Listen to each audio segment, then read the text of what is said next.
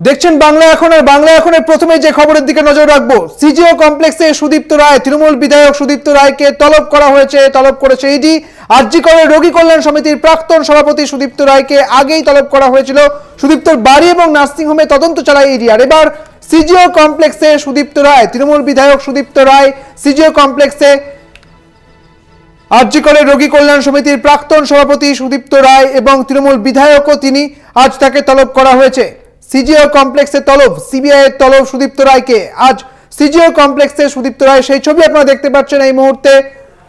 তৃণমূল বিধায়ক সুদীপ্ত রায়কে তলব ইডির, আগেই তলব করা হয়েছিল এবং তার নার্সিং হোমে তদন্ত চালায় ইডি। আর এবার সিজিও কমপ্লেক্সে সুদীপ্ত রায়, সিবিআই তাকে তলব করেছে। আগেই সুদীপ্তর বাড়ি এবং নার্সিং হোমে তদন্ত চালায় ইডি, এবার তলব করা হয়েছে সুদীপ্ত রায়কে।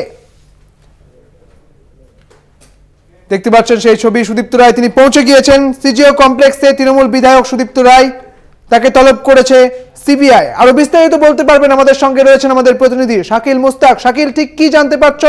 সুদীপ্ত রায় তৃণমূল বিধায়ক আজ সিজিও কমপ্লেক্সে। বেশ কিছুক্ষণ আগেই কিন্তু শ্রীরামপুরের তৃণমূলের বিধায়ক চিকিৎসক সুদীপ্ত রায় এবং আরজিকর যে আর্থিক দুর্নীতি মামলায় তার বাড়িতেই কিন্তু হানা দিয়েছিল ইডি আধিকারিকরা। তিনি আরজিকর মেডিকেল কলেজের আরজিকর হাসপাতালের কিন্তু রোগী কল্যাণ সমিতির চেয়ারম্যানও ছিলেন। মূলত আজকে তিনি কিছুক্ষণ আগেই কিন্তু সেই ইডি আধিকারিকরা তাকে তলব করলে তিনি কিন্তু ইতিমধ্যে এসে পৌঁছে গেছেন ইডি দপ্তরে সিজিও কমপ্লেক্সে। এর পাশাপাশি তার যে জিজ্ঞাসাবাদ প্রক্রিয়া সেটা কিন্তু শুরু করা। শাকিল, ঠিক কি কারণে তাকে তলব করা হয়েছে, কি জানতে পারছো? তোমাকে জানিয়ে রাখবো, এই যে চিকিৎসক তৃণমূল বিধায়ক সুদীপ্ত রায় কিন্তু আরজিকর মেডিকেল কলেজের যে আর্থিক দুর্নীতি মামলা যে ইডি তদন্ত করছে, সেই ক্ষেত্রেই কিন্তু তাকে ডাকা। বেশ, অনেক ধন্যবাদ শাকিল তোমাকে। আমাদের সঙ্গে ছিলেন আমাদের প্রতিনিধি শাকিল মুস্তাক। আমাকে জানিয়েছিল 10টার পরে, 10:30 11টা নাগাদ জানিয়েছিল। সন্দীপ ঘোষ জানিয়েছিল। একবারই রেডি হয়েছে। এটা হচ্ছে আক্তার আলী একটা কমপ্লেন করেছে, সেই কমপ্লেনের ভিত্তিতেই রেডি হয়েছে। কোনো আর্থিক দুর্নীতি কিছু নেই।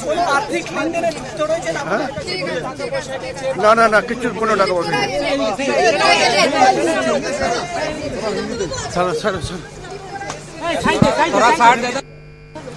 আজকে হচ্ছে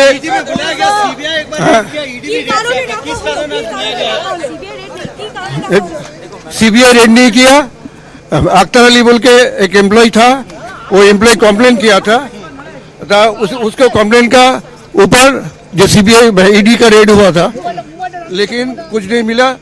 आज हम आया, 300 फोन हमको सीज किया है। जो कानून है, जो फोन खुलने का टाइम में जिसको फोन सीज किया है उसको हाजिर होने होते हैं।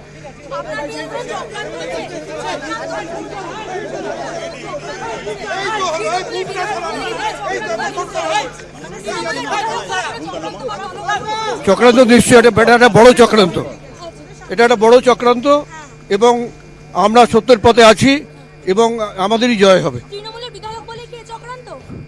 সেটা আমি বলতে পারবো না, তবে চক্রান্ত নিশ্চয়ই।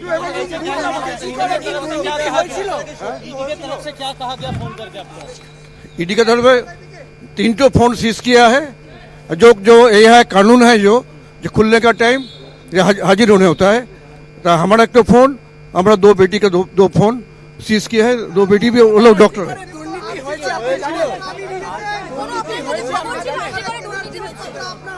सीबीआई তদন্ত করছে। না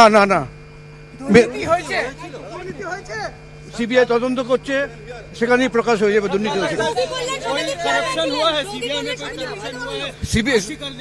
सीबीआई तो इंक्वायरी कर रहा है, इंक्वायरी करने दीजिए ना।